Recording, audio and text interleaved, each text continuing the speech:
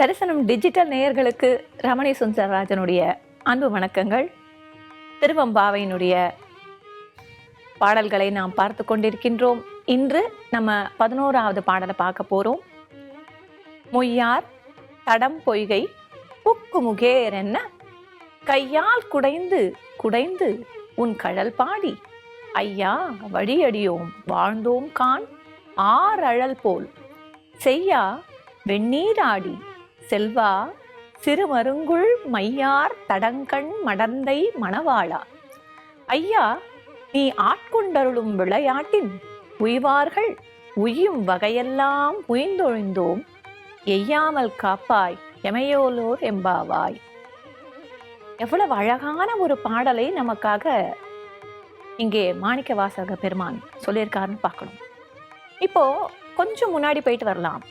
முதல் 8 பாடல்கள்ல ஒவ்வொரு தோழியையா எழுப்பிட்டே வந்தவர். 9, 10 இந்த 2 பாடல்கள்ல பார்த்தோம்னா இறைவனுடைய அற்புதமான குணங்களை எடுத்து சொன்னார். இப்ப இந்த பாடல்ல இருந்து இந்த மார்கழி மாதத்தில் அந்த காலையில எழுந்து நீராட வேண்டிய அந்த காரணத்தை இங்கே நமக்கு சொல்றார். முதல் வரியிலேயே நம்ம அதை பார்க்கிறோம். மொய்யார் தடம் பொய்கை புக்கு முகேரென்ன கையால் குடைந்து குடைந்து உன் கழல் பாடி. நல்ல அற்புதமான மலர்கள் சூழ்ந்த அந்த அழகான ஒரு தடாகத்திலே ஒரு பொய்கையிலே நாம் எப்படி முங்கி முங்கி குளிக்கணும், முங்கி முங்கி குளித்து கையால் அதை நல்லா தள்ளி தள்ளி குளிச்சு என்ன பண்ணணும்னா இறைவனுடைய புகழை பாட வேண்டும், எம்பெருமானுடைய பெருமைகளை எல்லாம் நாம் பாட வேண்டும். கையால் குடைந்து குடைந்து உன் கழல் பாடி ஐயா வழியடியோம் வாழ்ந்தோம் கான் ஆறழல் போல். எப்படி இறைவா நாங்க எப்படின்னா உனக்கு அடிமையா இருக்கிறவர்கள், எப்பொழுதும் உன்னுடைய புகழை பாடிக்கொண்டே நாங்கள் உன்னையே நினைச்சு கொண்டு இருக்கணும், குளிக்கும் போதும் உன்னுடைய புகழை பாடணும், உன்னுடைய திருவடி நிழல்ல சரணம் அடைய வேண்டும் அப்படின்னு சொல்லி இங்க அழகா சொல்றார். ஐயா வழியடியும், வழியடியும்னா வழி வழியாக பரம்பரை பரம்பரையாக, அதாவது நம்மளுடைய அம்மா, அதுக்கு முன்னாடி தாத்தா, அப்புறம் கொள்ளு தாத்தா, எள்ளு தாத்தா, இப்படி பரம்பரை பரம்பரையாக. அப்போ இந்த செயலானது எத்துணை காலமாக நடந்து கொண்டிருக்கிறது அப்படின்றத இங்கே பதிவு செய்கிறார் நம்முடைய மாணிக்கவாசக பெருமான். வழியடியோம் கான் வாழ்ந்தோம் கான் ஆறழல். ரொம்ப அழகா நமக்காக இங்கே சொல்றார். இந்த இடத்துல நம்ம உன்னுடைய விளையாட்டு எப்படிப்பட்டது அப்படிங்கிறத அடுத்து சொல்றார். செய்யா வெந்நீராடி செல்வா. அவர் எப்படிப்பட்டவர்னா நல்ல அந்த அற்புதமான விபூதியை நீரை அழகாக நெற்றியிலே அணிந்தவர். செய்யா வெந்நீராடி செல்வா சிறுமருங்குள் மையார் தடங்கண் மடந்தை மணவாளா. அழகிய மைகளை தன்னுடைய கண்ணிலே தீட்டிக் கொண்ட அந்த பார்வதியின் மணவாளனே, ஐயா நீ ஆட்கொண்டருளும் விளையாட்டின் ரொம்ப அற்புதமான இடம் இது. ஐயா நீ ஆட்கொண்டருளும் விளையாட்டின் உய்வார்கள் உய்யும் வகையெல்லாம் ஒழிந்தோம். உன்னுடைய திருவிளையாடல்களுக்கு அளவே கிடையாது. நீ எப்படிப்பட்ட ஆடல்களை எல்லாம் செய்திருக்கிறாய். 64 திருவிளையாடல்களை மதுரையம்பதியிலே நடத்தி காட்டியிருக்கிறார் அல்லவா சிவபெருமான்.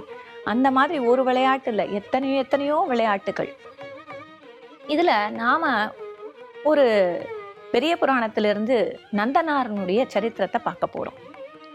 இந்த நந்தனார் எப்படிப்பட்டவர் அப்படின்னா அவருடைய சரித்திரம் ரொம்ப பெருசு. அதுல ஒரே ஒரு பகுதியை மட்டும் நம்ம பார்க்குறோம். இவர் அந்த காலத்துல கோவில்களுக்குள்ள தாழ்ந்த குலத்தவர் போகக்கூடாது அப்படிங்கிற விதி இருந்தது. அதனால கோவிலை சுத்தி இவர் இந்த தப்பாட்டம் ஆடிக்கொண்டு சுற்றி வருவார். சுற்றி சுவாமியை மனசார தொழுது அவரிடம் விழுந்து வணங்கி, அப்பா உன்னை ஒரு முறையாவது நான் தரிசிக்க வேண்டும் அப்படின்னு வரமா சுவாமி கிட்ட தினம் தினம் பிரார்த்தனை செய்வார். இப்படி அவர் ஒவ்வொரு முறையும் தினம் தினம் செய்தாலும் ஒரு முறை அவருக்கு திருப்புன்கூர் அப்படிங்கிற ஒரு தலத்துக்கு போகக்கூடிய பாக்கியம் கிடைச்சது. அந்த திருப்புன்கூர் ஆலயத்துக்குள்ள எப்படியாவது போய் சுவாமியை பார்க்க முடியுமா அப்படின்னு அவரு சுத்தி சுத்தி வராரு. அப்படி சுத்தி சுத்தி வரும்போது அங்கே ஒரு ஏணி மாதிரி ஒண்ணு இருக்கு. அந்த ஏணிய அந்த கோவிலுடைய மதில் சுவர்ல சாட்சி வச்சா அந்த கோவில்ல இருக்கக்கூடிய ஒரு துவாரம் வழியா சுவாமியை பார்க்கலாம் அப்படின்னு இவருக்கு மனசுல தோணுது. உடனே அந்த ஏணிய அந்த மதில் மேல சாட்சி வச்சு அந்த ஏணி மேல மெதுவா ஏறி போறார். ஏணி மேல ஏறி போனவர் அந்த துவாரம் வழியா உள்ள பாக்குறாரு. அப்படி உள்ள பார்க்கும்போது நேரா சுவாமியினுடைய கற்ப கிரகம் தான் தெரியுது. ஆனா அதுக்கு முன்னாடி எப்பவுமே சுவாமிக்கு முன்னாடி யார் இருப்பா? நந்தி பகவான் இருப்பார் இல்லையா? அப்படி பெரிய நந்தி பகவானுடைய சிலை சுவாமியை பார்க்க முடியாம மறைச்சிட்டு நிக்குது. இப்போ நந்தனார் உருகி உருகி கேட்கிறார் சுவாமி கிட்ட, நான் உள்ளேயும் வர முடியாது, ஆனா உன்னை பார்க்கணும் எனக்கு ரொம்ப ஆசையா இருக்கு, எனக்காக உன்னுடைய காட்சியை காட்டி தர மாட்டையா இறைவா? எப்படியாவது எனக்கு உன்னுடைய காட்சி பார்க்கணும்னு ஆசையா இருக்கே அப்படின்னு ரொம்ப உருகி கேட்கிறார். நம்ம அருணகிரிநாத பெருமான் கூட எவ்வளவு அழகா சொல்றார் பாருங்க. மருவும் அடியார்கள் மனதில் விளையாடும் மரகத மயூர பெருமாள் காண், பெருமாள் காண், பெருமாள் காண். மருவும் அடியார்கள் யாரெல்லாம் மனசுல அவரை நினைச்சுக்கிறாங்களோ, மருவும் அடியார்கள் மனதில் விளையாடும். சும்மா இல்ல, சுவாமி ஆனந்தமா இவங்கெல்லாம் கஷ்டப்படும் போது ஆஹா எனக்காக எவ்வளவு உருகுறாங்க இவங்க அப்படின்னு சுவாமி மனசுல ஒரு ஆனந்தம் கிடைக்குமா. அதாவது நமக்காக இவ்வளவு கஷ்டப்படுறாங்களே இவங்கெல்லாம், நம்ம பார்க்கணும்னு இவங்க இருக்காங்களே.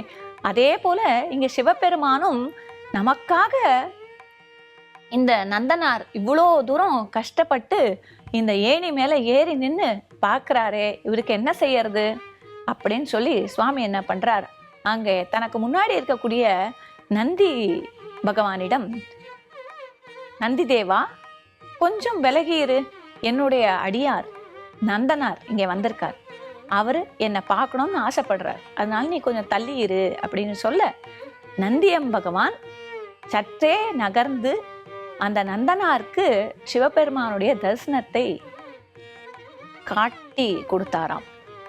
இன்னைக்கும் நம்ம திருப்புன்கூர் ஆலயத்துக்கு போனோம்னா எல்லா கோவிலையும் நந்தி நேராக இருக்கும். ஆனா இந்த திருப்புன்கூர் ஆலயத்துல மட்டும் நந்தி சற்றே விலகி அந்த நந்தனாருக்கு காட்சி கொடுத்த அந்த விஷயம் இன்னைக்கும் அது புராதனமா நம்ம கண்ணில் பார்க்குற அளவுக்கு அது சாட்சியா இன்னைக்கும் அமைஞ்சிருக்கு. அப்படிப்பட்ட விளையாட்டை இங்கே இறைவன் நடத்துகின்றார். ஐயா, நீ ஆட்கொண்டு அருளும் விளையாட்டின் உய்வார்கள், உய்யும் வகையெல்லாம் உய்ந்தொழிந்தோம். அதையெல்லாம் நினைச்சு இப்படிப்பட்ட விளையாட்டுக்கள் 1 2 இல்லை, எத்தனையோ விளையாட்டுக்கள் இறைவன் செய்திருக்கிறார். அப்படிப்பட்ட அந்த விளையாட்டுக்கள் ஒவ்வொன்றையும் நாங்கள் நினைத்து நினைத்து இந்த குளிர்ந்த நீரிலே நீராடி அவரை தொழுவோம். எய்யாமல் காப்பாய், எங்களையும் நீ அதே மாதிரி அந்த அடியார்களெல்லாம் எப்படி நீ காப்பாத்தின, அந்த அடியார்களுக்கெல்லாம் எப்படி நீ அருள் பாலித்தாயோ அதே போல எங்களையும் விளையாட்டோட எங்களை தள்ளி விடாம நீ எப்படியும் எங்களையும் காப்பாற்ற வேண்டும் என்று இங்கே இந்த திருவம்பாவையிலே நம்முடைய மாணிக்க வாசக பெருமான் அருளி செய்கின்றார். மீண்டும் அடுத்த திருவம்பாவையில் சந்திப்போம். நன்றி.